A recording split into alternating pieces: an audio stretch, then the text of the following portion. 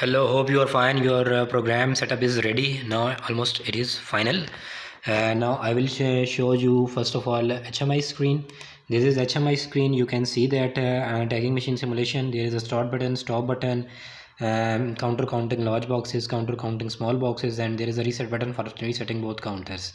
You need to click 2 times on the reset counter, then it will be reset, and there is an exit button for exiting the screen. And now you can see that if I wanted start, now you can see that it is started, and it is clicking on the tagging machine, and then it is pushed by the actuator towards the large box emitter, and now you can see it clearly.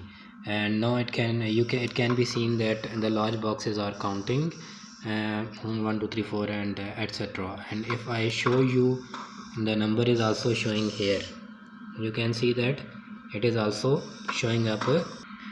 Now you can see that counter is counting. One is 1 and other counter is 9, and it is counting perfectly. You can see that.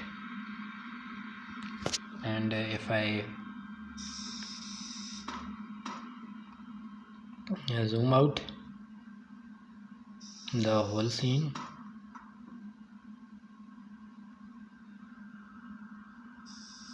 you can see it is working fine.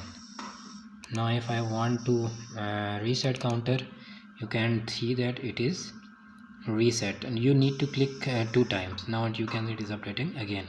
Now if I want to stop, the program will be stop, and if I want to start, it is again started. Okay, and here I will show you my ladder logic. There is a ladder logic program in TIA, and what I am doing is here you can start it from HMI as well as from the control panel button, start button.